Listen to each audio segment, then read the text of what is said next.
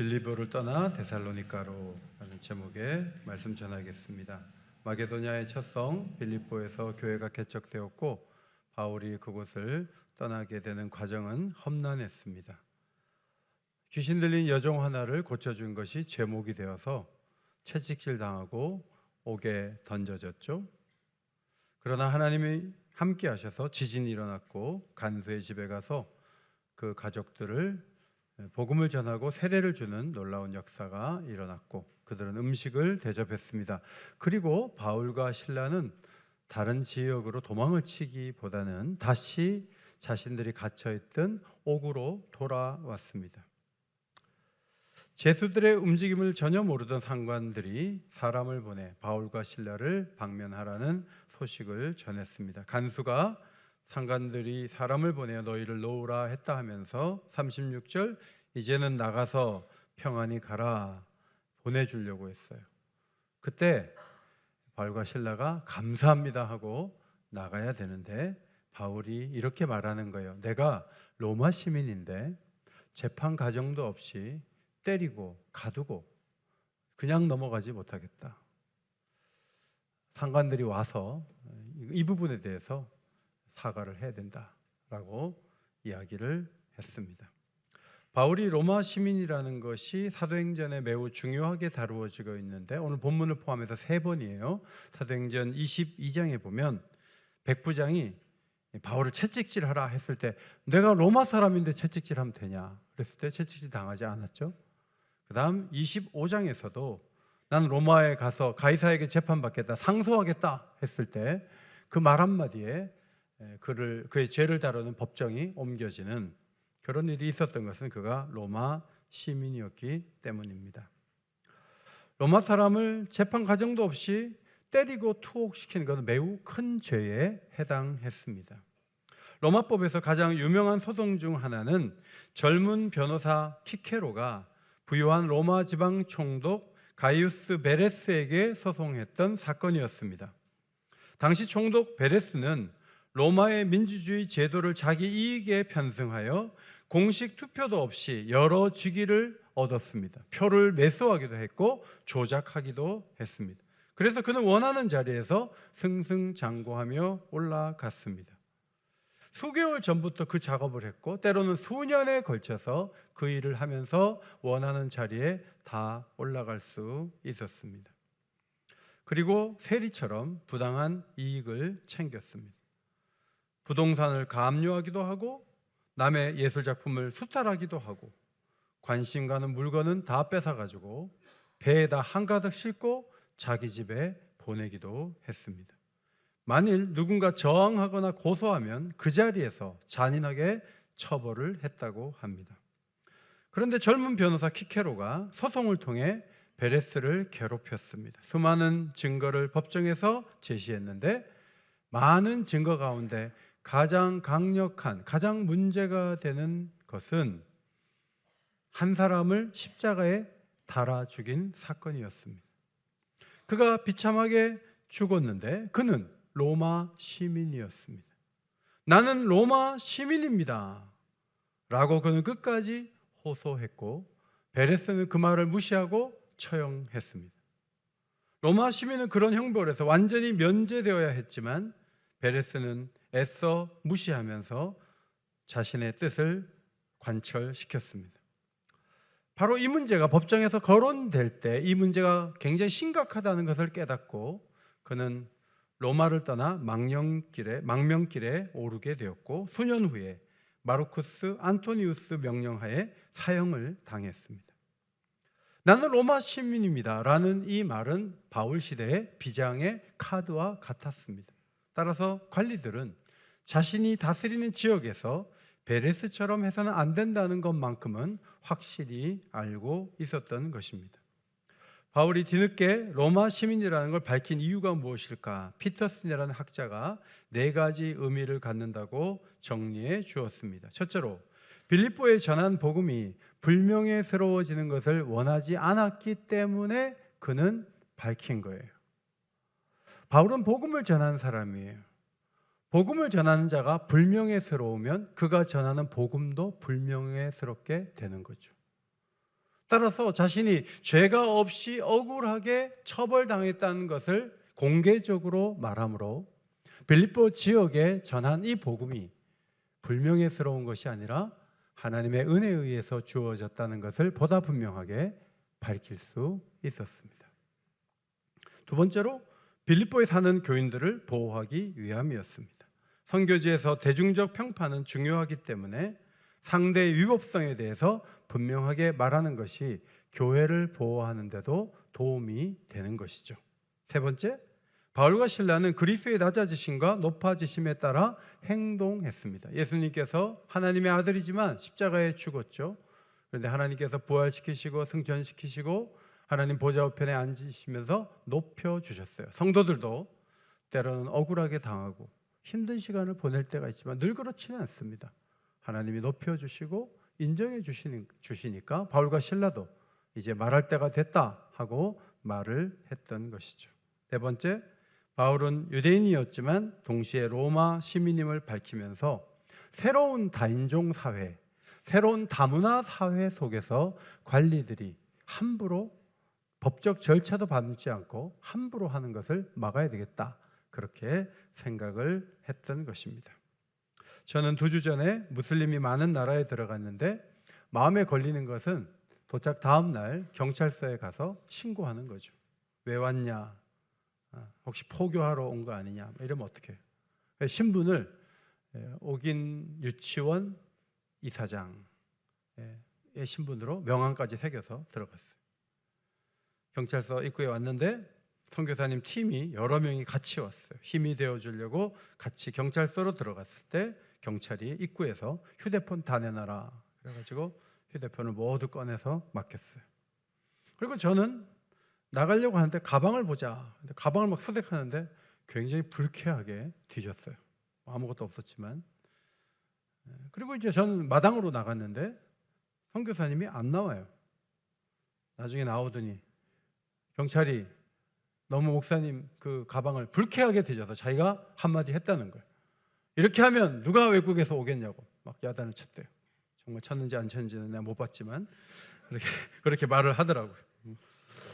그리고 나서 저쪽 방으로 갔는데 경찰에게 선교사님이 서류를 들고 들어가고 저는 얼굴만 살짝 보여주고 건너방으로 갔고 설명을 하고 신고 절차를 마치고 경찰서에서 나와 숙소로 돌아왔습니다. 제가 느낀 게 뭐냐 하면 3%의 기독교인들이지만 기독교인들이 자유를 갖고 자기 소리를 내기 위해서는 억울하고 힘든 일이 있는데 아무 말도 안 하면 그들은 계속 밟히는 거죠. 97%가 무슬림이니까 기독교인을 없는 사람 취급하는 거죠. 그런데 자신들은 같은 시민이고 자신들은 권리가 있고 자신은 말할 수 있고 이런 것들을 꾸준히 해서 그런지 저녁에 예배실로 갔는데 예배당 앞에 찬송 소리가 얼마나 크게 들리는지 제가 들어보지 못한 찬송이었어요. 저는 이게 모스크에서 무슨 뭐 하는 소리인지 나오는 소리인지 우리 교인들의 소리인지 전혀 모르는데 알고 보니까 찬송 소리인데 밖으로 그 소리가 나오는 정도는 자유를 누릴 수 있는 것을 보게 되었습니다. 바울은 감옥을 나와 루디아 집으로 돌아와서 빌립보 사역을 마무리했습니다. 우리가 아는 것처럼 자주 옷감을 파는 부자 루디아, 귀신의 지배를 받았던 여종, 로마 정권 아래에서 일하는 간수, 전혀 다른 성격의 사람들이 형제가 된 것이고 바울은 그들을 위로하고 이제 다음 목적지로 향하게 되었습니다. 두 사람은 남서쪽 암비볼리와 아볼로니아를 거쳐 데살로니가로 내려갔습니다. 지도를 보시면 암비볼리에 와서 하룻밤 잤을 것이고 아볼로니아에서도 하룻밤 잤을 거예요. 160km예요. 여러분이 도보로 청주까지 걸어가는 거리 정도 돼요. 그러니까 일주일 정도 되니까 뭐 뒤에 딱지가 앉았을까요? 이게 매를 때리면 피가 흐르고요, 진물이 흘러요. 지금 성경이 그런 걸 전혀 중요하게 다루지 않아서 그렇지 정상적인 몸 상태가 아니에요. 그런데 그들이 걸어서 데살로니가까지 갔죠. 어떤 도시에서는 잠만 잤고 데살로니가를 목표로 해서 그들을 움직였고 그곳에서 복음을 전하게 되었습니다. 유대인의 회당을 찾았습니다. 그리고 성경을 가지고 강론했는데 새 안식일에 거듭 말씀을 전했습니다. 바울이 들어갔던 선교지 중에 가장 짧은 기간에 교회가 세워진 것이 데살로니가예요. 3주 정도밖에 머물지 않았습니다. 바울은 복음을 전할 때 그리스도가 해를 받고 죽은 자 가운데서 살아나야 할 것을 하나님이 성경에 이미 예언해 놓았고 예수가 바로 너희들이 기다리는 메시아다, 그리스도다라고 선포했습니다. 중요한 것은 메시아가 고난을 받고 죽은 자 가운데서 살아났다는 이 중요한 메시지를 전하는 것이죠. 오늘 노은시 장로님이 계속 우리가 십자가의 은혜로 구원받았다고 하잖아요.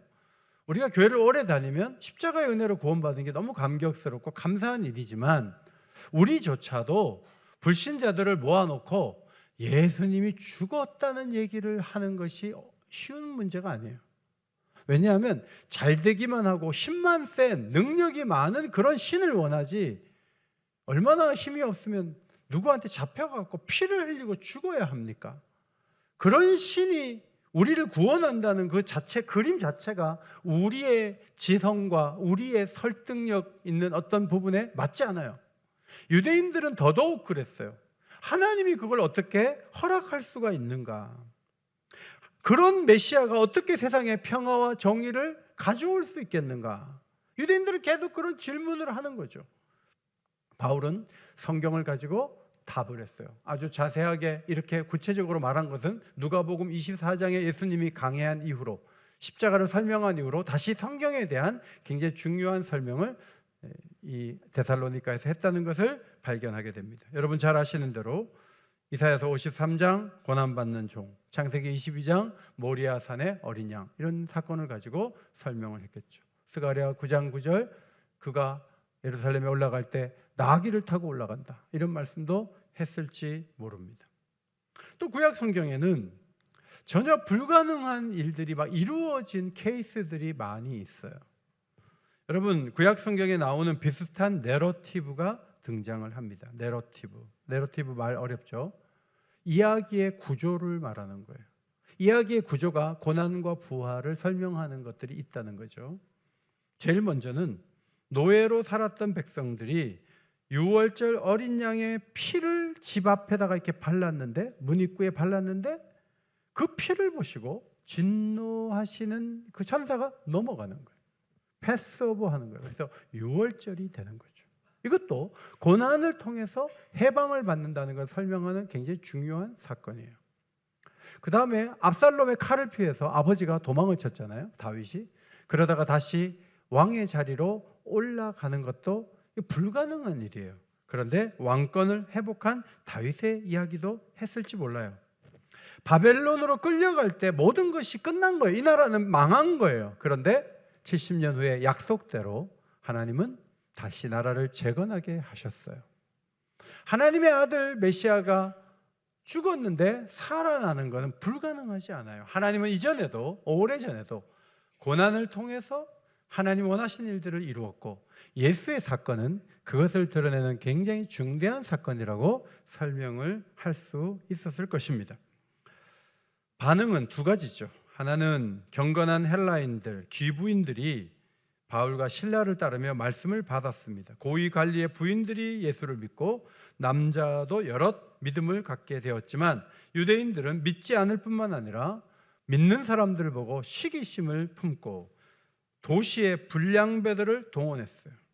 그리고 바울 일행을 잡으러 바울이 머물고 있는 야손이라는 사람의 집, 헬라 이름은 야손이고 히브리어 이름은 여호수아예요. 야손이라는 사람의 집에 침입해서 사도 일행을 끌어내고자 했습니다. 그런데 이미 도망을 쳤죠. 군중들은 야손과 다른 신자들 몇 명을 읍장 앞으로 끌고 가서 고발합니다. 선동가들에게 야손은 숙소를 제공했다, 그런 제목이 있고, 이 복음을 전한 자들은 로마 황제를 대항해서 예수라는 또 다른 황제를 선포했다. 헬라어로 왕국은 바실레이아예요. 그 다음에 왕은 바실리우스예요. 이런 단어를 썼을 거예요. 이런 단어를 썼기 때문에 로마 황제의 다른 왕을 전하려 했다, 이런 제목은 모두가 흥분하고 또 벌을 주기에 충분한 그런 고발의 사유가 되었을 것입니다. 데살로니가에서 경험했던 고발과 폭동은 복음서에 나오는 예수께서 받은 재판 기록과 매우 비슷한 패턴을 갖죠. 여러분 유대인들이 머리가 좋아서 자기네 힘만으로 하지 않습니다. 한두 사람이 움직이면 벌써 다수가 되고요. 유대인들이 이방인들을 움직여요. 그 다음 법적 조치를 취하는 쪽으로 갑니다. 이 사람들 굉장히 머리가 좋은 사람들이죠. 그래서 점점 더 압박을 하고 가중되는 어려움을 가하는, 이게 유대인들의 전략이죠. 핍박을 받고 바울은 매우 작은 신생교회를 3주 만에 떠나야 했습니다. 그런데 3년이 아니고 석 달이 아니고 3주를 머물렀는데 교회가 세워졌는데, 제가 보기에 고린도 교회보다 훌륭한 교회가 됐어요. 나중에 예루살렘 교회를 도울 때 마게도냐에 있는 교회들이 힘을 모아 도왔는데, 빌립보 교회, 데살로니가 교회, 이런 교회들이 힘을 다해 도왔거든요. 믿음과 소망과 사랑이 아주 든든하고 자랑스러운 교회가 됐어요. 여러분, 3주 만에 가능할까요? 그게 어떻게 가능하게 되었는가? 데살로니가 전서에서 몇 가지 힌트를 얻을 수가 있습니다. 첫째로, 고난과 싸움을 극복한 것이죠. 따라합시다. 고난과 싸움을 극복합시다. 데살로니가 전서 2장 2절을 앞에 보시고 한 음성으로 읽겠습니다. 지금도 여러분이 읽지 않고 싶은 마음이 있는데 극복하고 읽어주십시오. 시작. 너희가 아는 바와 같이 우리가 먼저 빌립보에서 고난과 능력을 당했으나 우리 하나님을 힘입어 많은 싸움 중에 하나님의 복음을 너희에게 전하였노라. 복음을 전하는 자에게 어려움은 고난과 능력, 모욕이죠. 모욕을 당했다. 힘들어요. 그런데 하나님을 힘입었어요. 그리고 많은 싸움이 빌립보를 떠나면서 끝난 게 아니에요. 데살로니가에서도 계속되는 거죠. 유대인들이 어쨌든 잡아갖고 넘기려고 하고, 이거 외적인 공격이 있는 거예요. 오늘도 교회가 외적인 공격을 받을 수가 있죠. 이걸 극복하지 않으면 교회는 복음 사역할 수가 없어요. 내적인 공격도 있어요. 야, 열심히 하면 뭐해? 채찍 맞아서 등이 아프지? 진물이 흐르는데? 그래도 복음을 전해? 하나님이 너에게 원하는 거, 하나님 원하시는 거 하는데 하나님이 안 도와주잖아. 못 들어 복음을 전해. 끊임없이 마귀가 마음을 누르지 않겠어요? 그거 다 싸움이에요. 영적 싸움이에요. 그것을 이겨내고 복음을 전했던 거예요. 그래서 데살로니가에 훌륭한 교회가 세워졌던 것이죠. 선교사님들이 선교지에서 아무 문제가 없을 때만 복음을 전하나요? 아니요. 자기 몸이 아프고 힘들 때도 복음을 전하려고 애쓸 때, 그때 하나님께서 그것을 귀하게 받아주시죠. 여기 지금 김인성 선교사님 와 계세요. 김인성 선교사님 코로나 때요, 송금 다 끊기고 아무것도 할 수 없잖아요. 학교는 유지해야 되고. 그래서 그 김인성 선교사님이 그 코로나 때 3년 동안 지냈던 얘기를 저한테 해주셨어요. 얼마나 어려운 세월을 보내면서도 그 학교를 사랑해가지고 힘을 다해서 지금 9년째 사역을 하는데, 그 어렸을 때 학교 다니는 애들이 한 학년씩 올라가고 지금 중학교 2학년, 얘네들 고등학교 되기 전에 고등학교 교사를 짓겠다는 거죠. 많은 어려움이 와요. 근데 그거를 이겨내면서 복음을 전하는 거예요. 그때 하나님이 역사하시는 거예요. 여러분에게도 건강에 어려움이 올 수도 있고, 관계의 복잡함도 있고, 수만 가지 힘든 일들이 여러분을 찾아왔을 때 그것을 이유로 나는 복음을 전하지 않겠어, 나는 그냥 아무것도 하지 않겠어, 자, 그렇게 나가는 건 마귀가 굉장히 기뻐하는 모습이에요. 우리에게 여러 가지 다가오는 문제들이 있어요. 그것들을 극복하시기를 주의 이름으로 축원합니다. 그러면 하나님이 역사하시죠. 두 번째로, 복음 사역이 하나님 기뻐하시는 일이라는 확신을 바울은 갖고 있었던 것입니다. 자, 데살로니가 전서 2장 4절입니다. 새 번역으로 앞에 보시고 같이 읽도록 하겠습니다. 시작. 우리는 하나님의 검정을 받아서 맡은 그대로 복음을 전합니다. 우리가 이렇게 하는 것은 사람의 환심을 사려고 하는 것이 아니라 우리 마음을 살피시는 하나님을 기쁘시게 해드리려고 하는 것입니다. 복음을 전할 때 하나님의 검정을 받았다. 검정 교과서 하죠. 까만색이 아니고 하나님의 검토를 받은 복음이다. 순전한 복음이고 하나님께 받은 복음이라는 거예요.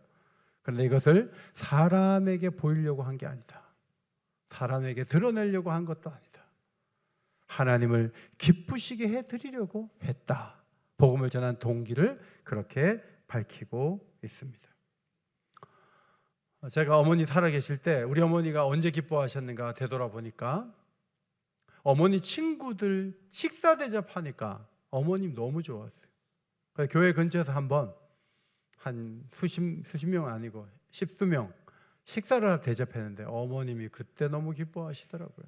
여러분 부모님 가운데 살아계신 분들 부모님 그 친구들 한번 대접해 보세요.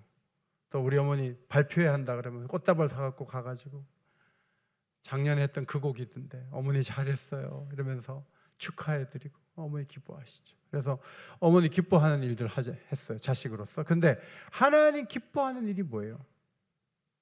하나님은요, 여러분이 복음 전하는 거 기뻐하세요. 그것이 우리의 사명이거든요. 이 사명 감당해야 하나님 마음에 기쁨이 있는 거예요. 삼촌 악마 스크루테이프가 조카 악마 워무드에게 보내는 16번째 편지. 조카 악마가 지금 현재 한 교회를 오래 다니고 있는, 그러나 교회 생활에 만족하지 않고 있는 교인에 대해서 어떻게 하라고 삼촌 악마가 지시하는 거예요. 어떻게든 자기한테 맞는 교회를 찾아다니도록 이끌어 보라. 그러면 그 사람이 여기 교회를 찾아다니면서 교회 감별사 내지 감정사가 되게 하라. 그런 힌트를 줘요. 여러분, 교회를 찾아다니는 게 나쁜 일이에요? 아니요, 나쁜 게 아니에요. 그런데 여기에 뭐가 문제가 있냐면 사명을 감당해야지. 자기 할 일은 안 하고 이 교회는 이래서 좋고 저 교회는 저래서 안 좋고 늘 그리고 다니면 그 사람이 어떻게 사명을 감당하겠어요? 마귀가 너무 잘하는 거예요. 혹시 교회를 옮길 마음이 있는 분은 내려놓으시기를 바랍니다. 그 다음에 28번째 편지에서 워무드에게 말해요. 풍요로운 중년기를 보내는 인간은 이제서야 내 자리를 찾았다고 생각하겠지. 그러나 사실은 세상이 자기 속에 자리를 잡은 것인데도 말이야. 돈도 이 정도 있고 요새 몸도 안 아프고 애들도 잘 되고 나는 이제 한 20, 30년은 끄떡 없어. 여러분, 이게 여러분 속에 세상이 자리 잡은 모습이래요. 갈수록 명성은 높아지고 넓어지는 교제권 속에 나는 중요한 인물이라는 의식을 가지고 즐거운 일에 열중하는 것이야말로 이 땅을 편안히 안주할 수 있는 내 고향으로 삼는 인식이라는 거예요. 자, 이런 부분에서 뭐가 비어있죠? 사명이 없는 거예요. 사명이 없는 성도들은 그저 편안하고 그냥 잘 살고 행복하면 되는 거예요. 신앙은 그런 것을 위해서 주어진 게 아니에요. 사명이 뭐예요? 각자에게 하나님 주신 임무가 사명이에요. 제 사명은 뭐예요? 오늘 말씀 준비하는 거예요. 어제 말씀 준비하는데 감사했어요. 왜냐하면 사명을 감당할 수 있으니까, 감당할 자리가 있으니까 감사한 거죠. 우리 모두가 받은 사명이 뭐예요? 복음 전하는 거예요. 제가 시내산 올라갔을 때 미국의 침례교 교인들이 조그만 사탕하고 전도지를 가지고 왔어요. 거기서도 복음을 전해요. 사명을 수행하는 거예요. 비행기에 탈 때도 옆에 누가 앉을까 생각하고 전해주고, 식당에 갈 때도 봉투를 10,000원 넣고 그리고 편지를 간단하게 써서 누군가에게 일주일에 한 번이라도 내가 복음을 전해야 하나님이 나를 기뻐하신다는 의식이 꺼지면 그는 엉뚱한 일을 하기 시작해요. 사명을 붙잡으시기를 바랍니다. 여러분, 왜 이렇게 하나님이 어렵게 문제를 가져가나요? 사실 지난주 금요일에 오신 목사님 말씀대로 그 아버지가 정면 충돌 사고 가족 모두가 나와서 아버지도 다치고 아버지가 60주 진단받고 나중에 주님께로 돌아왔다고 하잖아요. 그런 강력한 사고나 혹은 기적을 보여주시면서 하나님이 믿음으로 초대하면 좋은데 왜 우리 보고 자꾸 가서 말하라고 하는 거예요? 이거 정말 힘든 거 아니에요? 열왕기상 18장에 보면 갈멜산 사건이 나와요. 불이 내려와 재물을 다 태웠어요. 거짓 선지자는 아무 소용이 없어요. 하나님만이 참 하나님인 것을 온 세상에 드러냈어요. 그런데 세상이 바뀌지 않아요. 왕비는 오히려 내일 이맘때까지 엘리야가 살아있으면 내가 벌을 받는다 하면서 엘리야를 죽이려고 했어요. 엘리야가 갈멜산 사건 후에 광야로 도망을 가요. 그리고 하나님 앞에 죽기를 청했어요. 여러분, 기적의 결과가 비참한 거예요. 누가복음 16장 19절 이하에 죽은 나사로가 나중에 살아나서 우리 집에 가면 부잣집에 아버지가 있고 형제가 5이 있는데 거기 가서 제발 지옥이 있다고 얘기 좀 전하게 해달라고 아브라함에게 부자가 부탁을 하죠.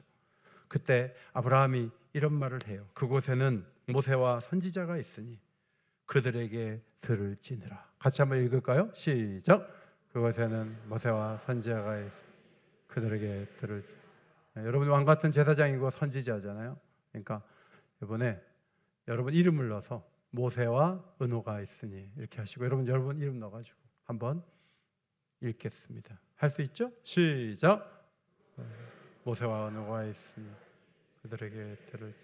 자기 이름 할 때 굉장히 작게 하시는 것 봐. 자기 이름을 크게 해야죠. 다시 시작. 그곳에는 모세와 은호가 있으니 그들에게 들을지니라. 이게 하나님의 방법이에요. 아브라함이 뭐라 그랬냐면, 비록 죽은 자가 살아나서 얘기를 해도 그들에게 듣지 않으면 죽은 자가 살아나서 한 얘기도 안 듣는다 그랬어요. 신앙은요, 뭐 기적을 보여준다고 믿는 거 아니에요.